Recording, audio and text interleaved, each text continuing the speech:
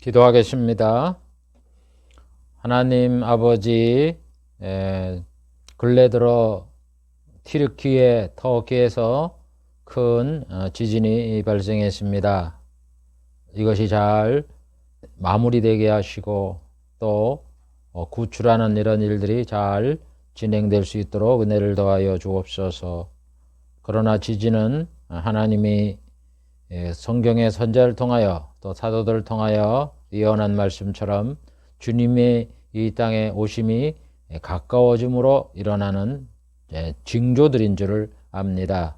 이런 것들을 성도들이 잘 깨달아서 우리의 믿음을 굳게 가지며 주님의 오심을 준비하는 지혜로운 자들이 되게 해 주시옵소서. 오늘도 주의 말씀, 성령의 말씀, 언약의 말씀, 복된 말씀을 살펴보려고 합니다. 우리 하나님께서 지혜와 총명을 주시어서 부족한 종 이를 잘 깨닫고 전달할 수 있도록 은혜 주시고, 말씀을 듣는 성도들 이 말씀을 잘 깨달아 그들의 믿음으로 화합되는 그런 은혜가 있도록 축복해 주시옵소서. 예수님의 이름으로 기도하옵나이다. 아멘. 오늘은 복음인 사도들의 말씀 46번째 시간을 갖기로 하겠습니다.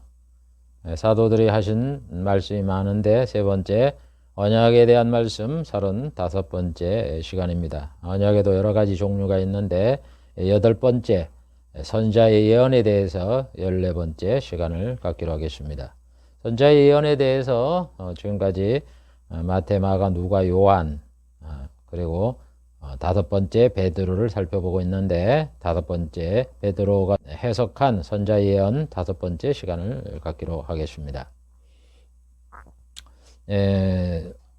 지난 시간에는 두 번째 구약을 인용하지 않았지만 언약에 근거한 내용들에 대해서 두 번째 시간을 가졌거든요. 그래서 오늘은 두 번째 구약을 인용하지 않았으나 언약에 근거한 내용들 세 번째 시간을 갖기로 하겠습니다.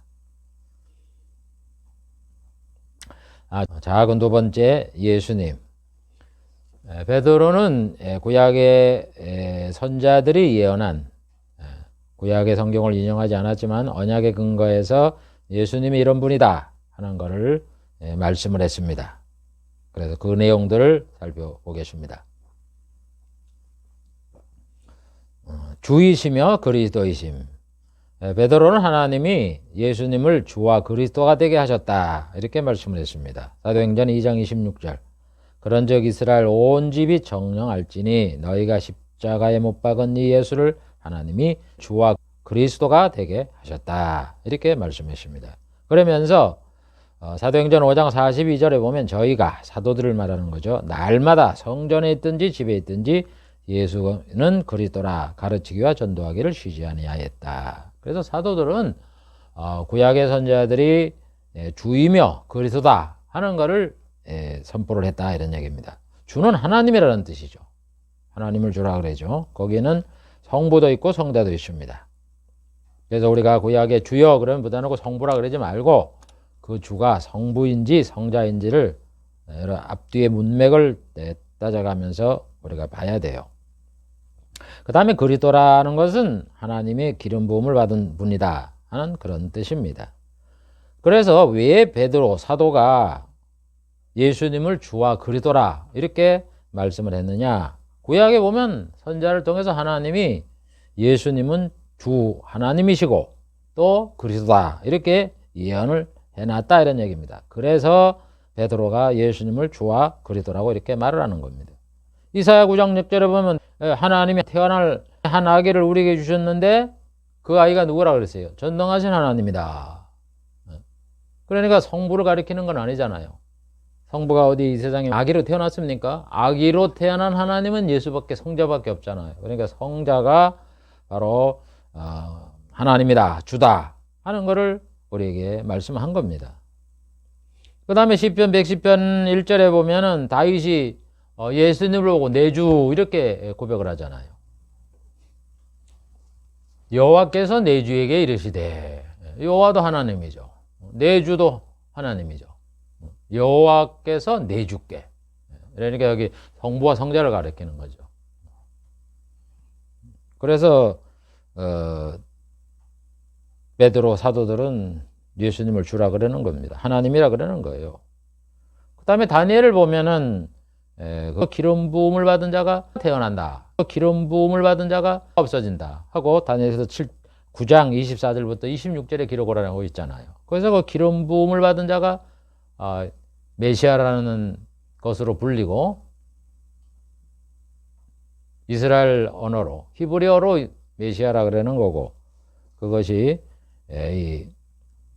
그리스어로는 그리스도라 이렇게 번역이 되는 겁니다. 그래서 다니엘은 그리스도가 태어난다 이렇게 예언을 했기 때문에 이 신약의 모든 분들은 예수님을 주라 그러고 그리스도가 그러는 거예요. 그래서 구약을 인용하지 않았지만 언약의 근거에서 예수님을 주요 그리스도다 이렇게 말씀을 했다 이런 얘기입니다.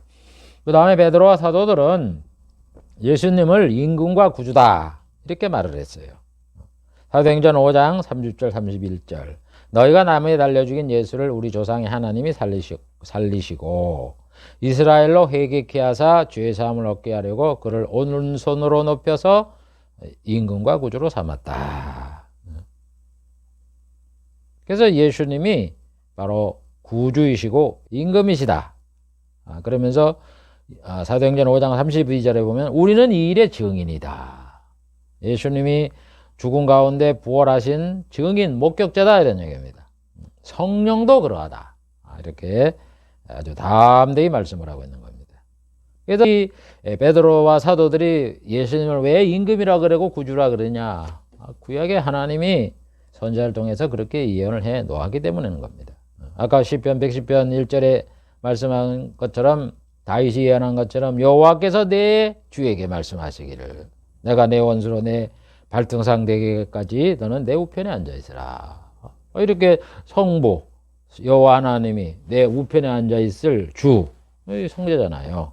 이걸 예언했다 이런 얘기입니다.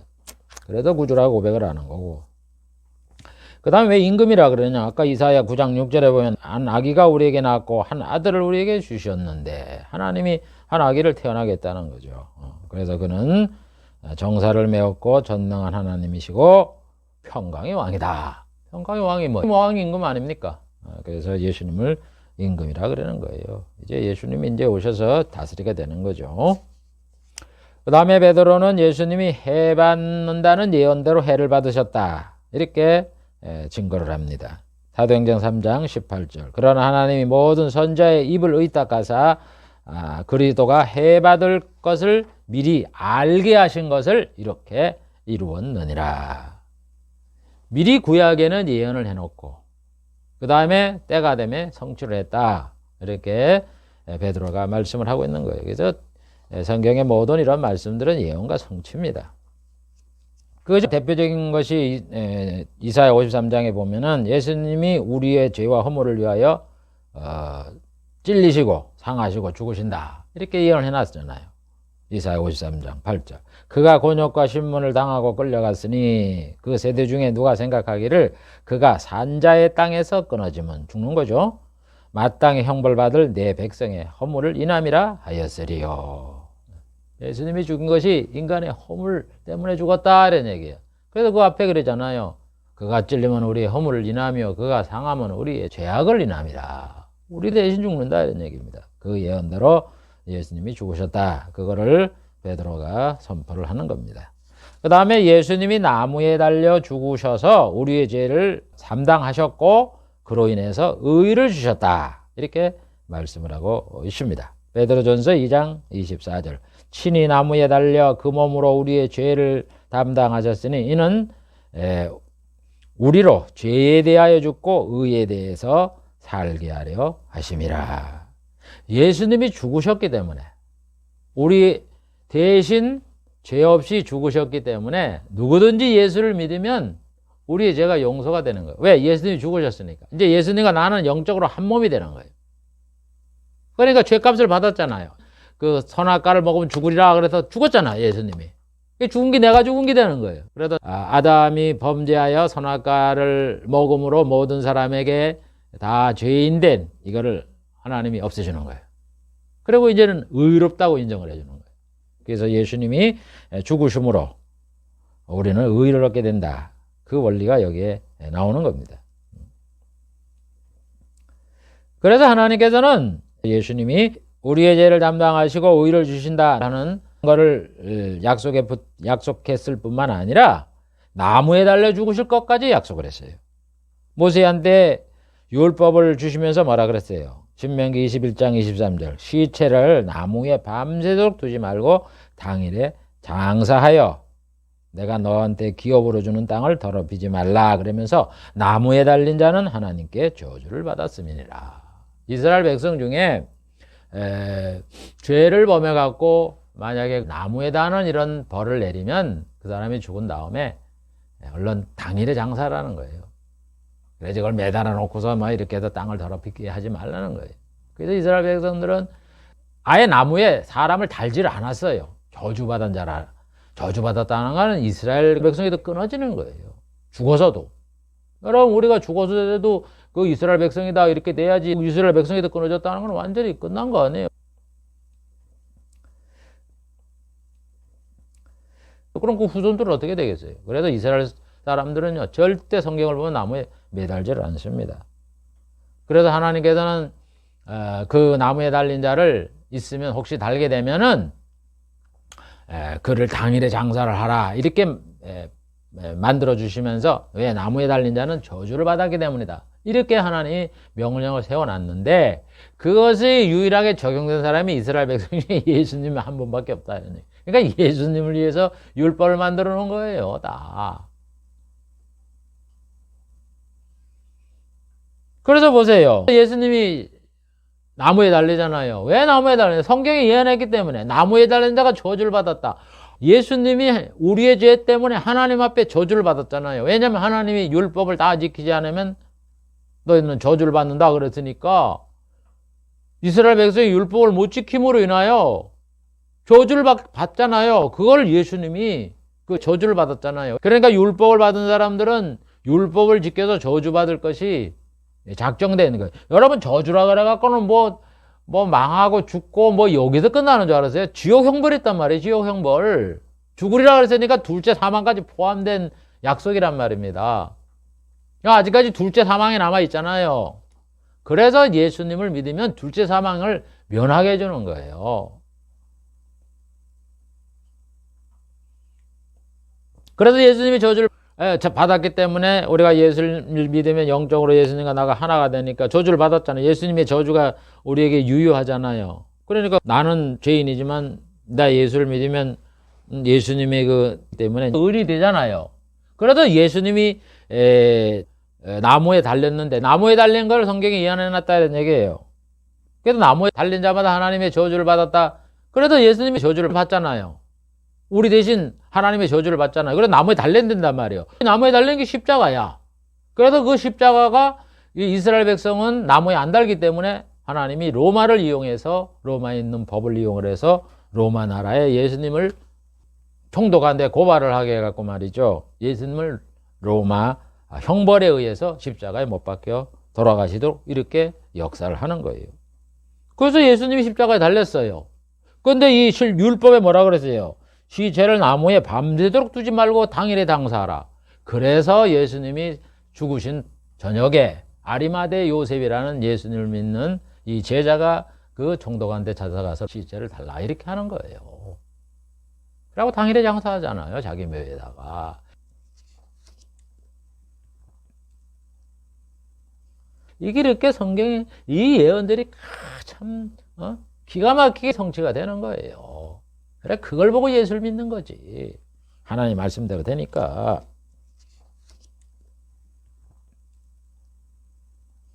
그래서 바울도 그리스도께서 우리를 위해 저주를 받아 우리가 율법의 저주에서 속량되었다 이렇게 말하는 거예요. 이스라엘 백성은 율법을 지켜야 될 의무가 있잖아요. 그러면 뭐 저주를 받았는데요. 물론 모세의 율법을 받아서 722년과 주전 586년경에 세상 역사로 북이스라엘과 남유다가 멸망을 받아갖고 1948년에 그 나라를 독립하기까지 참 많은 순환을 받아서 정말 율법의 저주들을 받았지만 거기서 끝나는 게 아니에요. 아까 얘기했잖아요. 둘째 사망이 아직 남아있다고. 율법에는.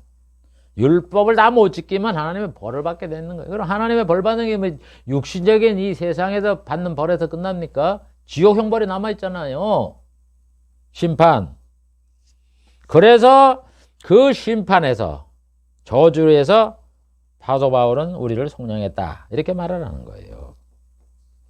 그래서 나무에 예수님이 달려서 하나님의 저주를 받을 것, 십자가에 돌아가실 것도 예언해놨고, 그 다음에 예수님이 십자가에 달려 돌아가심으로 예수를 믿는 자마다 죄를 용서받고 의를 받게 되는 이 두 가지가 다 성경에 예언되어 있기 때문에 베드로가 그렇게 말씀을 하는 거예요. 뭐 베드로만 얘기합니까? 뭐 사도들 다 그렇게 얘기하는 거죠. 예수님도 말씀하고.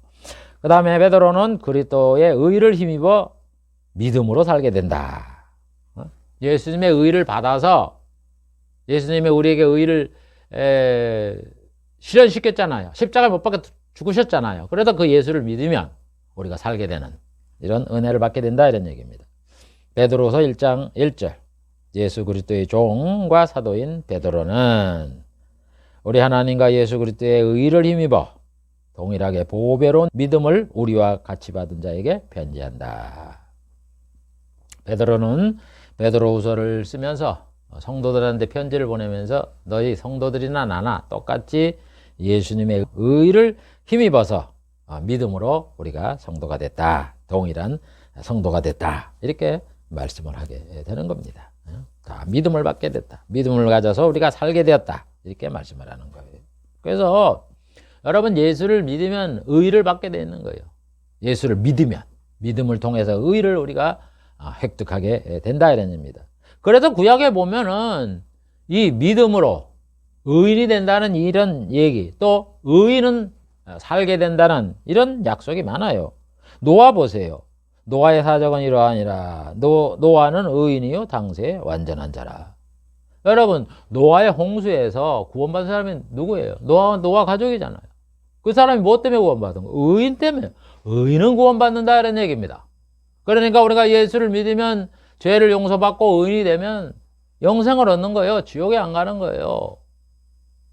그거를 영적으로 모형적으로 보여주는 게 노아의 그런 의인이다 이런 얘기입니다. 또 하박국을 통해서 의인은 믿음으로 산다고 얘기하잖아요. 하박국 2장 4절. 그러나 의인은 믿음으로 말미암아 살리라. 여러분 자꾸 이 산원 이런 문제를 육신적인 환경에만 적용하지 말고 우리가 궁극적으로 천국 가고 영생을 얻는 것이 중요한 거니까 이 영생의 관점에서 우리가 산다 이렇게 해석을 해야죠. 그래서 의인은 믿음으로 사는 거예요. 그래서 사도 바울도 똑같이 얘기하잖아요. 복음에는 하나님의 의가 나타나서 의인은 믿음으로 살게 된다. 로마서 1장 17절. 복음에는 하나님의 의가 나타나서 믿음으로 믿음에 이르게 하나니 기록된 바 의인은 믿음으로 말미암아 살리라 함과 같으니라. 여러분들 이 사도들은요 다 똑같아요. 성령의 감동을 받아서 예수님의 그 말씀과 계시를 깨닫고 구약의 이 선지자들을 통해서 하나님이 예언한 말씀을 그대로 이 하나님의 뜻을 그대로 전달해서 다 그걸 알고서 성경을 기록한 거지. 뭐 사도 바울은 뭐 로마 시민권을 가져서 많이 배우고 뭐 베드로는 너 총구석에 어촌에 어불에서 말해줘 무식하고 그게 아니에요 여러분.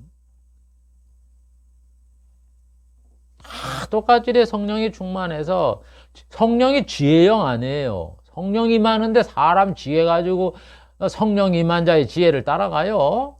여러분 솔로몬이 왜 지혜로워졌습니까? 성령을 받아 그런 거 아니에요. 그래도 당대에 세계에 솔로몬처럼 지혜로운 자가 그 당시에 없었다 하듯이 성령을 받으면 이렇게 되는 거예요. 영적인 진리.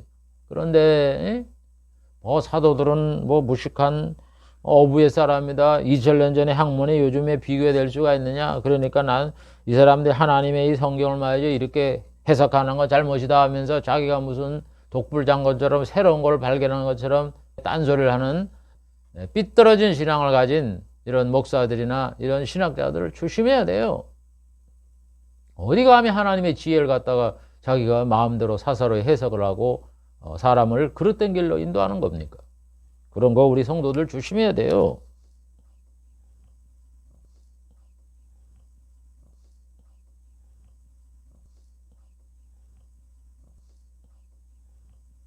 그다음에 베드로는 예수님의 죽음은 우리의 죄를 담당하기 위한 것이다 라고 이렇게 말씀을 합니다. 베드로전서 3장 18절 그리스도께서 한 번 죄를 위하여 죽으사 의인으로서 불의한 자를 대신하셨으니 이는 우리를 하나님 앞으로 인도하려 하심이라. 여러분 어디가나 이 예수를 믿는 목적을 잘 말씀하셨는데 예수님이 죽어서요. 그래서 이제 죄 있는 이 인간들을 이제 죄인에서 불의한 자에서 의인으로 삼았습니다. 의인으로 삼아서 어떻게 되느냐? 하나님 앞으로 인도하는 거예요. 하나님 앞에 인도하는 게 뭐예요?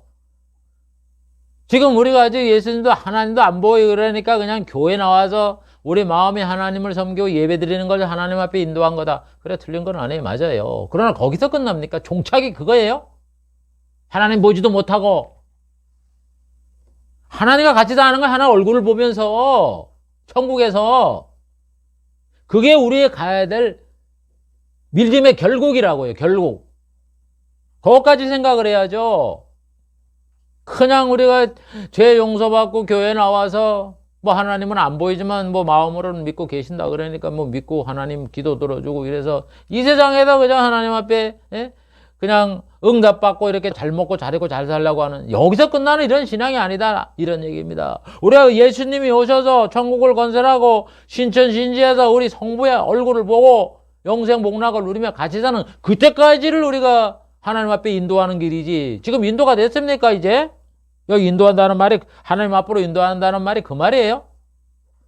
바울이나 이런 사도들의 말은 우리가 얼굴 보는 거예요. 하나님 얼굴을 보는 그때를 하나님 앞에 인도하는 거지. 지금 과정이 있는 거지. 무슨 우리가 인도를 받았습니까?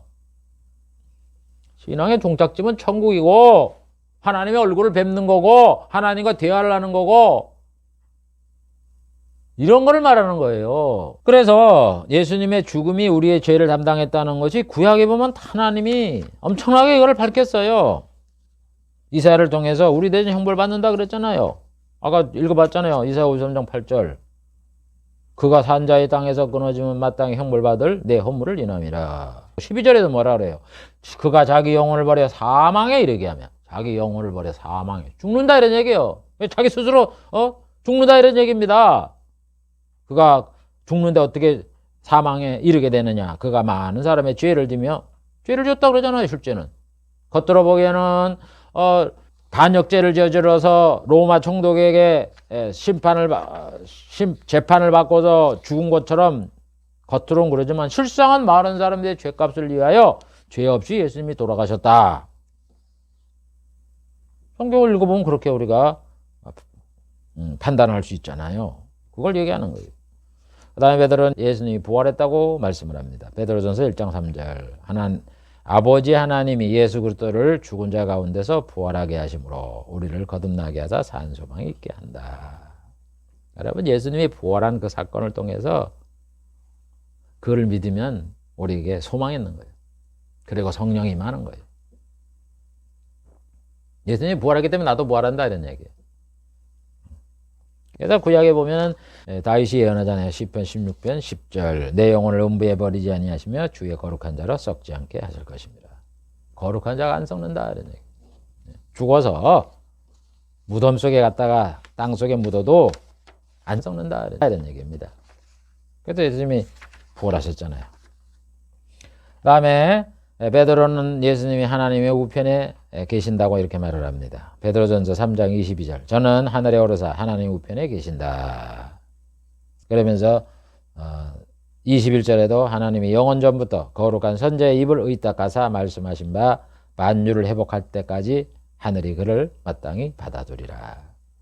그래서 모든 사도들은 다 선자들과 똑같이 구약시대 선자들이 예수님이 하늘에 올라가셔서 만유를 회복, 이제 천국을 건설할 때까지 하나님이 우편에 앉아 계시는 거예요. 때가 다 되면 천국을 건설할 시기에 딱 되면 이제 재림하는 거죠. 그래서 이 땅에서 이제 천국을 건설한다 이런 얘기입니다. 그게 다윗이 예언했잖아요. 시편 110편 1절에 보면은 여호와께서 내 주에게 말씀하시기를 내가 내 원수로 내 발등상 되게 하기까지 너는 내 우편에 앉아 있으라. 예수님이 만유를 회복할 때 내 원수로 발등상 되는 거네. 똑같잖아요. 보세요. 너는 내 우편에 앉아 있는데 언제까지 앉아있느냐? 두 가지를 말씀하잖아요. 비교를 하면. 만유를 회복할 때까지 앉아있으라. 그러니까 만유를 회복할 때. 그 다음에 언제까지 앉아있어요? 네 원수가 발트상 대기할 때까지 앉아있으라. 똑같은 시기에 일어나잖아요. 그러니까는 우편에 앉아있다가 이 세상에 오실 때에는 무슨 일이 일어나? 만유에 회복할 때. 원수가 발등상에 두게 할 때. 이 두 가지가 동시에 일어난다 이런 얘기예요. 그래서 성경이 뭐라 그래요? 계시록에 만유를 회복해서 천국을 건설할 때 예수님이 재림하잖아요. 그 다음에 천년 왕국이 지난 다음에 신전 신지를 만들 때 마귀를 갖다가 유황불속에 집어넣어 버리잖아요. 그게 다 그대로 이렇게 이루어지는 거예요, 여러분. 그 다음에 예수님이 재림한다고 베드로는 말씀하고 있어요. 사도행전 3장 20절. 주께서 너희를 위하여 예정한 그리스도를 보내시리니. 그래서 구약에 보면 예수님이 재림한다고 이 선자들이 예언을 했잖아요. 솔로몬을 통해서 뱀풀에 내리는 비같이 예수님이 임한다. 시편 72편 6절. 그 다음에 스가랴서는 스가랴 14장 4절에 보면 예수님의 발이 감람산에 서게 된다. 하늘에 올라갔다 감람산으로 재림하는 거예요. 그 다음에 베드로는 하나님이 예수를 영화롭게 하셨다라고 말을 합니다. 사도행전 3장 13절. 우리 조상의 하나님이 주 예수 그리스도를 영화롭게 하셨다. 우리 예수님이 이 땅에 오셔서 많은 고난과 고초를 당하고 뭐 순환을 당했지만요. 이런 것이 다 끝나면은 영화롭게 되는 거예요. 그래서 구약에 보면은 하나님이 아담한테 뭐라 그랬어요? 여자의 우선이 뱀의 머리를 상하게 한다 그러잖아요. 여자의 우선이 뱀이 이게 사탄 마귀를 이기는 거야. 회복시키는 거예요. 그러니까 영화롭게 되는 거예요. 그런데 그 다음 말씀이 뭐 약속이 뭐예요? 뱀은 여자의 우선에 발꿈치를 상하게 된다. 독에 물려가고 죽는 그 고통, 죽기까지 이 세상에 와서 고난당하는 이런 하나님의 비하, 예수님의 비하, 이것이 겹치고 난 다음에 영화롭게 된다. 그걸 약속하셨잖아요. 그런 대로 예수님이 영화롭게 된다 이런 얘기예요. 이사야 53장 12절에 보면은 그로 예수님으로 인하여 존귀를 나누게 한다 그랬어요. 내가 그로 존귀한 자와 함께 분깃을 얻게 하며 강한 자와 함께 탈취한 것을 나누게 한다. 왜 그러냐? 자기 영혼을 버려 사망에 이르게 됐기 때문에 그렇다는 거예요. 죽으셨기 때문에 내가 그에게 강한 자와 함께 분깃을 나누게 한다. 이게 영화롭게 되는 거잖아요. 분깃을 나누는 게 영화롭게 되는 거 아니에요. 아버지의 분깃을 같이 나누어서 다스림의 그 통치할 수 있는 이런 능력을 주시니 그게 얼마나 영광이에요. 그래서 예수님이 이 땅에 오셔서 천국을 건설하고 이 천년왕국에서 다스리는 거예요. 그게 영화죠. 그냥 단순하게 그냥 뭐 이 땅에 와서 재판하고 끝나고 그냥 모든 나라와 권세를 아버지 앞에 바치고 뭐 하나님 우편에 앉아서 있는 게 그게 영화가 아닙니다. 영화의 끝이 아니에요. 그 다음에 이사야 60장의 9절에 보면은 내가 너를 영화롭게 하여 원방에서 내 자손이 은금을 싣고 와서 이스라엘 거룩한 자에게 드리는 일이 생길 것이다 라고 말을 해요.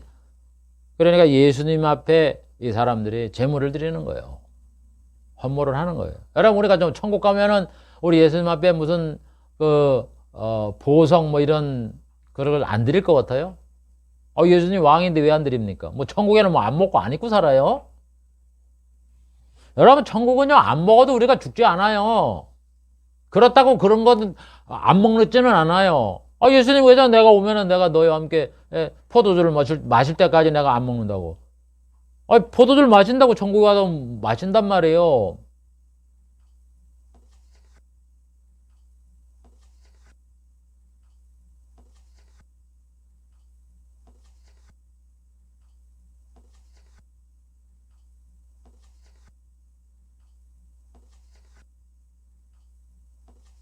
그래서 구약의 선자들은 예수님이 영화롭게 된다 하는 것을 예언했습니다. 그 다음에 예수님이 영혼의 목자요 감독이라고 베드로는 말씀을 합니다. 베드로전서 2장 25절 전에는 양과 같이 길을 잃었더니 이제는 너희 영혼의 목자와 감독 되시니 이게 들어왔다. 우리가 전에는 길을 잃은 양이었었는데 영혼의 목자, 영혼의 감독이신 예수님께 들어가게 되었다. 이런 얘기예요. 그래서 구약에 하나님이 목자를 세운다고 약속을 하잖아요. 에레미야 23장 4절 내가 그들을 기르는 목자를 그들 위에 세우리니 에스겔 34장 23절에도 내가 한 목자를 그들 위에 세워 먹이게 하리니 그는 내 종 다윗이라. 다윗의 후손으로 오시는 예수님이라고 이렇게 에스겔에게 말을 하잖아요. 그래서 하나님이 에레미야에게도 말하고 에스겔에도 말하고 뭐 이사야 뭐 여러 가지 분이 있어요. 뭐 스가라든가 이런 분들한테 목자를 세운다는 말. 그 말씀대로 이루었다 이런 얘기입니다. 그 다음에 베드로는 하나님이 예수님에게 이적을 행하게 하여 하나님이 증거를 하셨다 이렇게 말씀을 합니다. 예수님이 이적을 하게 함으로 하나님이 보증을 했다 이런 얘기예요. 예수님이 내가 보낸 분이라는 것을 증거했다. 보증을 섰다. 물증이다. 그런 의미가 있는 거예요. 증거라는 말이. 사도행전 2장 22절 하나님께서 나사렛 예수로 큰 권능과 기사와 표적을 너희 가운데 베푸사 너희 앞에서 그를 증거했다. 보증을 섰다. 지지를 했다. 소개를 해줬다. 이런 얘기 하나님이. 그래서 결국 예수님이 이적을 행한 게 하나님이 그를 증거한 물증이다 이런 얘기예요. 왜 그러냐? 하나님 모세한테 뭐라 그랬어요? 신명기 18장 22절 만일 선지자가 있어서 여호와의 이름으로 말한 일에 증언도 없고 성취한 것도 없고 하면은 이거는 하나님이 말씀한 게 아니다 이거예요. 선지자가 방자의 한 말이니까 너는 그를 두려워하지 말아라.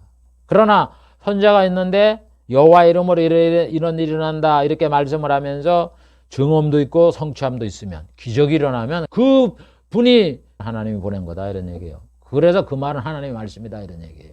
그래서 예수님이 오셔서 하나님의 말씀을 전하잖아요. 전하면서 무슨 일이 발생했어요? 증언. 그냥 말씀을 하면 무화과야 말라라 그러면 말라버리잖아요.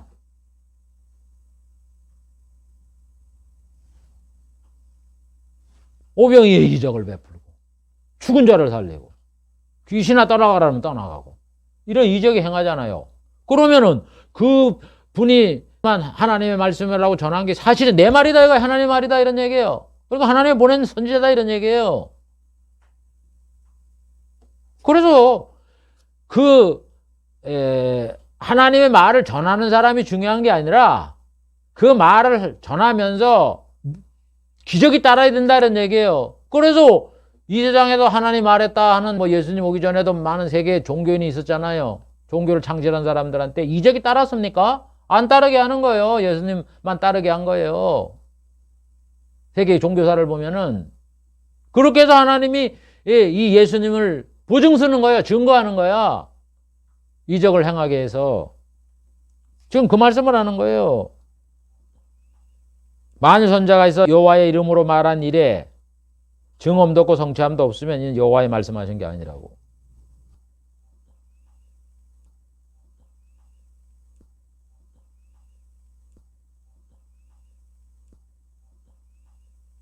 예수님이 그래서 이 세상에 계시면서 이는 내 말이 아니라 아버지의 말이다. 아버지가 나에게 모든 말할 것을 미리 말씀했다. 아버지에게 말씀한 것이 영생이다. 라면서 자기 말이 아니라고 예수님이 얘기하잖아요. 그러면서 이적을 행했기 때문에 예수님이 하신 말씀은 하나님의 말씀이구나. 그 보증을 어떻게 쓸 수 있는가? 이적과 성취가 따랐다 이런 얘기예요. 그게 바로 하나님이 예수님을 증거하는 거예요. 그 다음에 베드로는 예수님께서 마귀의 눌린 자를 고치셨다 이렇게 말을 합니다. 사도행전 10장 38절 하나님이 나사렛 예수에게 성령과 능력을 기름 붓듯 하셨음에 마귀에게 눌린 모든 자를 고치셨다. 여러분 예수님이 이 세상에 임하면서 이 귀신 들린 자 마귀를 쫓아내고 말이죠. 귀신을 쫓아내는 이 눌린 자를 고쳐주셨습니다. 그래 구약에 보면은 그래서 예수님이 성령이 임할 거를 약속을 해놨고 주 여호와의 신이 내게 임했으니 그 다음에 귀신에 눌린 자를 고칠 거를 구약에 예언을 해놔요. 이사야 61장 1절에 보면 여호와의 신이 내게 임했다. 성령이 예수님한테 임한 거 아니에요. 그래서 나를 보내서 마음 상한 자를 고치고 포로된 자에게 자유를 갇힌 자에게 노임을 전파한다.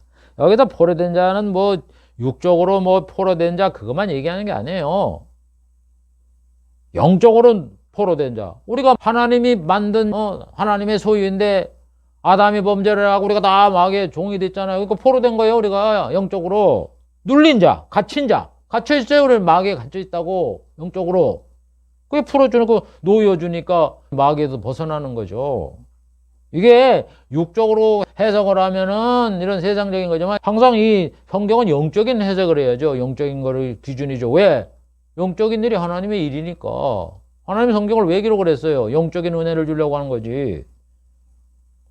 그래서 이 예수님이 영적으로 마귀에 눌린 자를 고쳐주는 이런 역사적인 영적인 구원이 일어날 거를 구약에 예언하는 거예요. 그 말씀이 아담에게 말씀하신 창세기 3장 15절에 있는 말씀이에요. 여자의 후손이 뱀의 머리를 상하게 한다고. 뱀의 머리를 상하게 하면 이 하와를 미혹해서 인간을 죄인 되게 만들었던 이 모든 이런 죄악들이 말이죠. 어떻게 되느냐. 다 끝나는 거예요. 그 속에서 마귀의 종된 이런 사람들을 구출을 해갖고 예수를 믿게 해서 천국으로 가게 하잖아요. 그러니까 결국 거기에 영적인 구령 사업이 바로 예수님이 그 마귀의 머리를 상하게 하는 그런 일이다 이런 얘기입니다. 그 다음에 세 번째 주의 재림. 베드로는 주의 재림에 대해서 구약의 그 선자들이 예언을 했다라고 이렇게 말씀을 합니다. 자세히 한번 구체적으로 살펴보기로 하겠습니다. 베드로는 만물의 마지막이 가까웠다 이렇게 말씀을. 베드로전서 4장 7절. 만물의 마지막이 가까웠으니 그러므로 너희는 정신을 차리고 근신하여 기도하라. 만물의 마지막. 만물의 마지막이 이 지구의 종말이에요. 제가 기도할 때 오늘 티르키예에 발생한 그 지진을 말을 했는데, 이 지진이 참 강도는 뭐 정상급이지만 최고는 아닌데, 그 지진이 일어나서 피해를 입은 지역은 상당히 아마 가장 크지 않나 이 정도로 돼요. 뭐 이쪽 400km가 되는 이곳에 지진이 발생해 갖고 거기가 뭐 땅이 갈라지고 막 이래 되고, 이쪽에는 또 한 300km. 엄청난 거죠. 400km면요 우리나라 서울에도 저 부산까지가 그냥 그 지진으로 해서 그냥 쫙 이렇게 진동이 생겨 갖고 거기에 뭐 집이 무너지고, 뭐 이재민이 뭐 1200만이라 2000만인가 뭐 이렇게 된다 그러잖아요. 이거는 역대 지진 중에 아주 가장 큰 거가 아닌가 이런 정도로 이런 지진이 생겼는데, 이 지진이 왜 생겨요? 예수님이 얘기했잖아요. 예수님 오실 때 가면 지진이 생긴다고. 그러니까 이 성경은요 모두 이구동성으로 다 예수님의 재림, 지구의 종말, 만물의 마지막, 이걸 예언하고 있는 거예요. 그러니까 우리가 신앙생활 잘해서 예수를 믿어서 그냥 이 세상에 잘 살고만 하는 그런 잘못된 신앙 갖지 말고, 만물의 마지막, 예수님의 재림 때를 바라보는 그런 신앙생활을 우리가 해야 되는 거예요. 그래서 예수님의 재림이 뭐예요? 이 세상 질서가 끝나는 거예요. 이 만물의 마지막이다 이런 얘기예요. 여러분, 그러나 만물의 마지막이라 해도 지구가 없어지는 건 아니에요. 만물의 이런 질서가 다 바뀌어요. 인간 중심의 이 질서, 인간이 통치하는 이런 질서가 다 없애버리고, 악과 선이 공존하는 이런 질서가 다 없애버리고, 예수님이 오셔서 심판을 해서 예수님의 나라, 하나님의 나라를 세워서 새롭게 통치를 1000년 동안 이 지구가 존속이 되는 거예요. 그 다음에 이제 천년왕국이 끝나면 정말 이 천지 만물, 창조된 천지가 없어져서 신천신지가 생겨서 영원한 세계, 성부가 다스리는 이 세계로 넘어가는 거예요. 그러니까 여기에 끝이다, 만물이다, 마지막이다 하는 의미를 잘 우리가 나누어서 생각을 해야 된다 이런 얘기예요. 이 세상의 그 질서, 인간에 다스리는 인간 세상이 끝나는, 이 만물이 끝나는 이런 시기와, 그 다음에 첫 천지가 없어지는, 첫 지구가 없어지는 신천진지가 생기는 이 시기와 나눠서 생각을 해라 이런 얘기예요. 그러니까 예수님의 재림 때는 세상의 만물의 마지막이에요. 끝이에요. 근데 인간 지도체제, 정치체제가 없어지는 거예요. 인간이 다스리는 이런. 그 다음에 악과 선이 각지 공존하는 이런 불평등한 세상이 없어지는 거예요. 그게 첫 번째 변화예요. 그 다음에 두 번째는 변화는 뭐냐? 천년왕국이 지나면 이제는 첫 번 만들어진 이 지구가, 하늘과 땅 이런 것들이 다 없어지잖아요. 그래서 신천진지가 생기는 거예요. 거기서 이제 우리가 영원토록 가는 거예요. 그러니까 이 격변을 우리가 만물의 끝이라는 의미를 잘 기억을 해야 돼요. 그래서 여기 만물의 마지막이 가까웠다 하는 건 예수님이 재림할 때가 가까웠다 이런 얘기예요. 이제 천국이 시작된다 이런 얘기예요. 그래서 다니엘도 여기 만물의 마지막을, 끝을 예언하잖아요. 다니엘 9장 26절에도 보면은 기름 부은 자를 얘기를 하면서 또 끝까지 전쟁이 있으리니, 그 로마의 한 왕의 백성이 와서 성읍과 성소를 회파하려니와, 베스페시안 그 장군의 그 아들인 그 티투스 장군이 와갖고 주후 70년에 성전을 멸망을 시키잖아요. 그래서 성소와 성읍을 회파하려니와 그의 종말은 홍수에 엄물된과 같을 것이며, 그래서 티투스 장군의 그 종말을 보면은 이렇게 뭐 3년인가 이렇게 왕을 하고 역사가 기록되지 않을도록 끝나는 이런 모습을 봅니다. 그러니까 좋게 이렇게 죽은 것 같지는 않는 거라고 이렇게 우리가 역사를 해석할 수 있습니다. 그 다음에 또 끝까지 전쟁이 있어요. 끝까지 전쟁이 계속 로마 이후에도 계속 전쟁이 있다 이런 얘기죠. 이게 얼마나 많은 전쟁이 있습니까? 우리나라도 뭐 1000번 가까이 전쟁이 있다 그러잖아요. 끝까지. 그 끝이 어디예요? 예수님 재림 때까지를 얘기하는 거예요. 그 다음에 다니엘서 12장 6절에도 보면 그 중에 하나가 세마포 옷을 입은 자 강물에 있는 자에게 이르되 이 기사의 끝이 어느 때까지입니까? 기사의 끝. 지금 이 천사가 말이죠. 지금 세상 종말에 대해서 얘기를 하는데 이 기록의 끝이 언제까지냐고 말을 하고 있는 거예요. 성경의 기록이 어디까지 끝이에요? 예수님 오시면 끝나잖아요. 그걸 얘기하는 거예요. 그러니까 12장 7절에 뭐라 그래요? 강물에 있는 세마포 옷을 입고 강물에 있는 자가 뭐라 그래요? 반드시 한때 두때 반때를 지나서 성도의 권세가 다 깨어지기까지니 그때가 되면 이 모든 일이 다 끝나리라. 한때와 두때 반때를 지나면 모든 게 끝난다. 그래서 여러분 끝나는 게 뭐 예수님 오시는 거라고. 그럼 예수님 오시려면 한때 두때 반때가 지나야 돼요. 한때 두때 반때가 뭐예요? 그게 3년 반이요. 한때 1년, 두때 2년, 반때 반년 다 더해서 3년 반이잖아요. 그게 1260일이고 그게 계시록에 있는 1260일 42달 그 얘기를 하는 거 똑같은 거예요. 똑같은 거. 그걸 지내야 돼요. 그때가 뭐 하는 때예요? 적그리스도가 다스리잖아요. 후반기 3년 반을.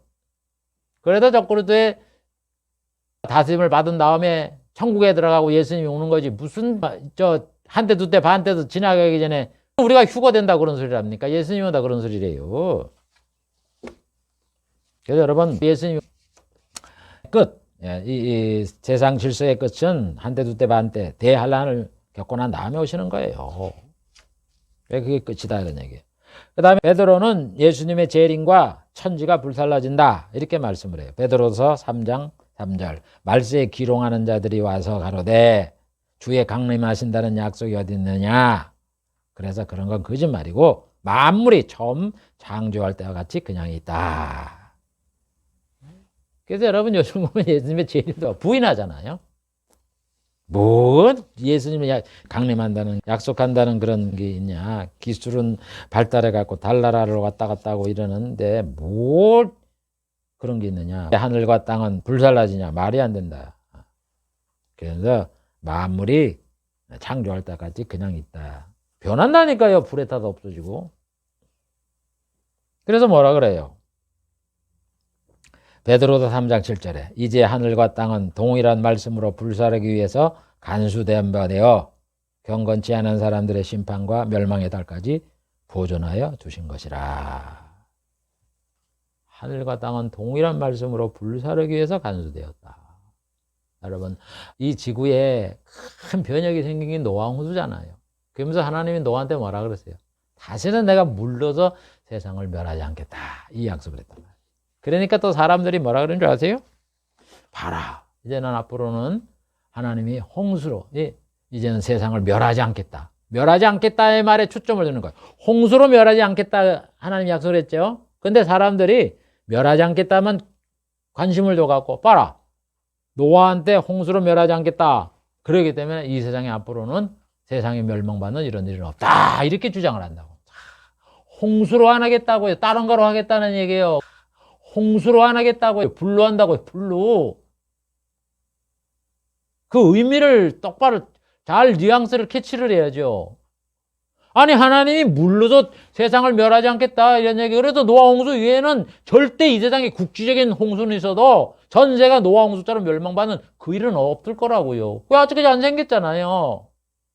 그럼 뭐예요? 그렇다고 지구가 안 망하느냐? 불로 심판한다고, 불로.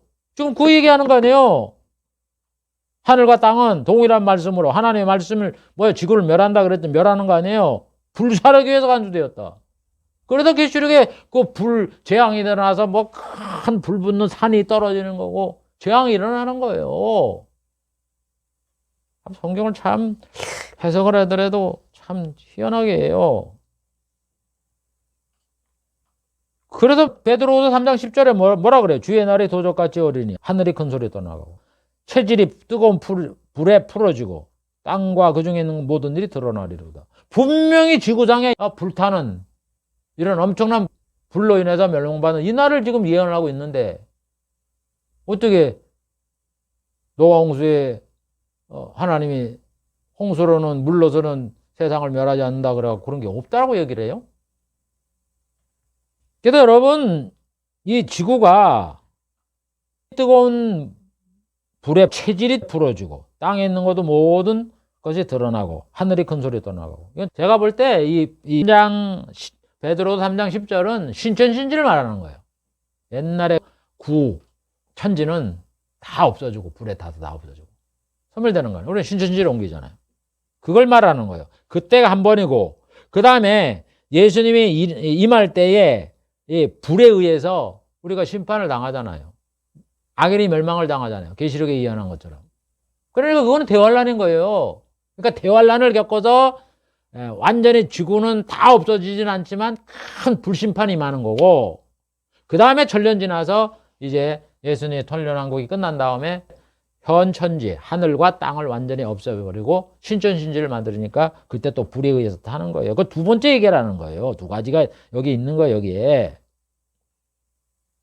그래서 하늘과 땅은 동일한 말씀으로 불사르기 위해서 간수되어서 경건치 않은 사람들의 심판과 멸망할 때까지 보존하여 줬다. 그래서 이 불사르고 없어지는 거는 이 심판과 멸망하는 날에 없어지는 거예요. 그러니까 그게 바로 백보자 심판 아니에요. 그게 언제 생겨요? 천년왕국 마지막에 생기잖아요. 그래서 지구 없어지고 그 다음에 백보자 심판을 하고 지옥 가고 그 다음에 신천지 생기고 지금 이 얘기를 하는 거예요. 그래도 여러분 우리는 이 불심판은 이 지구에 첫 천지가 없어지기 전에는 대환란을 겪어야 되는 거고 그 다음에 대환란을 겪고 천년이 지난 다음에는 지구가 없어지기 때문에 그 신천진지로 옮겨가는 그런 과정에 현 천지가 정말 불에 의해서 소멸되는 이런 일이 생긴다는 이 두 가지를 우리가 기억을 해야 돼요. 그래서 하나님이 구약시대에 보면은 죄가 간영하는 곳에 불로 멸망을 시켰어요. 소돔과 고모라 성이 불에 의해서 멸망했잖아요. 창세기 19장 23, 25절에 보면은. 그 다음에 이스라엘 고을에 뭐라 그래요? 불을 보내어 그 성을 삼키게 한다. 하나님이 불을 통해서 사람을 심판하는 수단으로 사용하는 거예요. 그 다음에 또 선지자를 통해서 뭐라 그래요? 호세아를 통해서 이스라엘 고을에 불을 보내 그 성을 삼키게 한다 그러고 또 아모스 선지자를 통해서 하사엘 왕에게 불을 보내 베나닷 궁전을 사른다 이렇게 말씀하고 아모스 선지자를 통해서 모압에 불을 보내 그리옷 궁궐을 사른다. 다 나라마다 하나님이 불을 통해서 불을 보내서 그 성전과 그 궁전을 태울 것이다. 궁궐을 태울 것이다. 이렇게 예언을 해요. 그게 불심판 있는 거예요. 그걸 보여주는 거예요. 그래 그때가 예수님의 재림 때라고 또 성경의 구약의 선지자를 통해서 말씀하잖아요.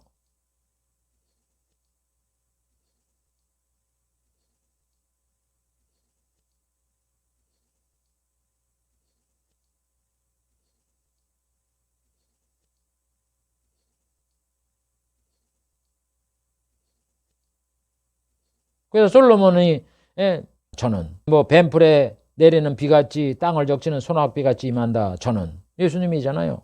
임한다고 재림을 얘기하고 스가랴도 예수님의 발이 감람산에 짚게 된다. 이렇게 스가랴 14장 4절 5절에 말하잖아요. 그날에 그의 발이 예루살렘 앞 곧 동편 감람산에 서실 것이다. 말라기도 3장 1절 2절에 보면은 너희의 사모하는 바 언약의 사자가 임할 것이라. 우리가 사모하는 분은 누구예요? 예수님밖에 더 있어요? 언약의 사자. 그분이 언약을 세웠잖아요. 새 언약을. 하나님이 말씀을 세웠잖아요. 언약의 사자가 임할 것이다. 이렇게 예언을 해 놓았던 겁니다. 현 천지의 소멸에 대해서도 이사야가 보면은 새하늘과 새 땅을 창조한다 그러잖아요. 이사야 65장 17절. 보라 내가 새하늘과 새 땅을 창조하나니. 66장 22절. 나 여호와가 말하노라 나의 지을 새하늘과 새 땅이 내 앞에 항상 있을 것 같이 너의 자손과 너의 이름이 항상 있으리라.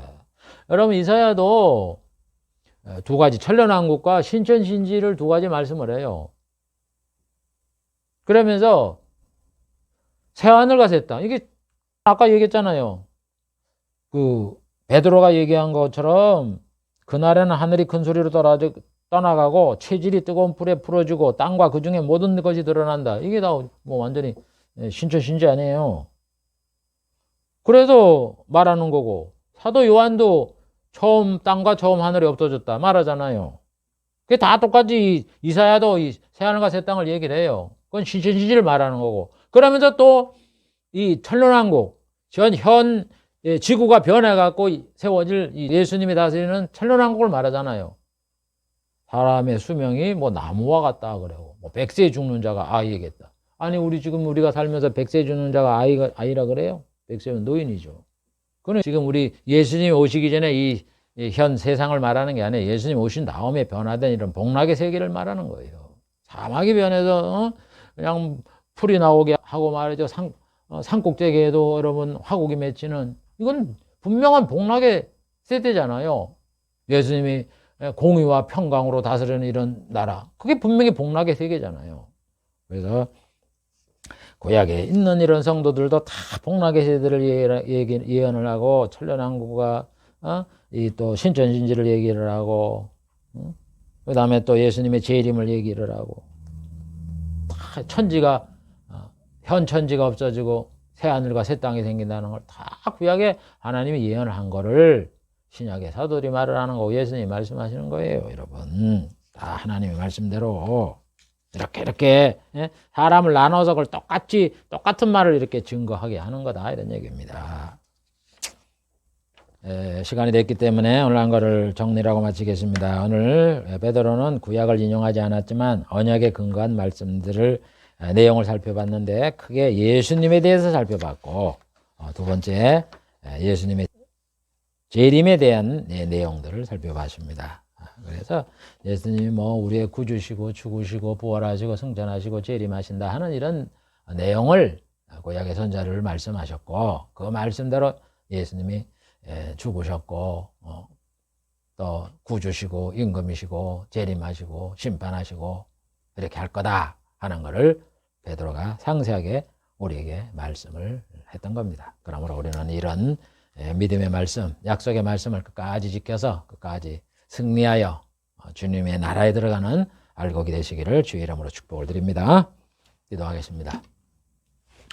하나님 아버지 감사합니다. 오늘도 베드로를 통하여 이 구약의 언약을 인용하지는 않았지만은 언약의 근거한 이런 말씀들의 내용에 대해 살펴봤습니다. 다 예수님이 우리의 구주시고 우리를 위하여 십자가에 죽으시고 예수를 믿으면 우리가 의를 얻게 되고 또 예수님이 죽으시고 부활하시고 또 때가 되면 이 땅에 재림하셔서 세상을 심판하시고 천년왕국을 세우시고 또 우리가 신천진지에 들어가 영생 복락을 누리는 이런 구원의 과정들에 대한 내용들을 오늘 우리가 살펴보았사오니 아버지 하나님 이 말씀은 베드로가 전한 말씀이지만 베드로의 말이 아니라 하나님의 말씀이고 또 이 말씀은 다 사도들의 말씀과 동일하고 예수님의 말씀과 동일하고 구약의 선자들의 말씀과 동일한 하나님의 말씀이라는 것을 기억을 해서 이 믿음 안에 굳게 서는 저희들이 되게 해 주시옵소서.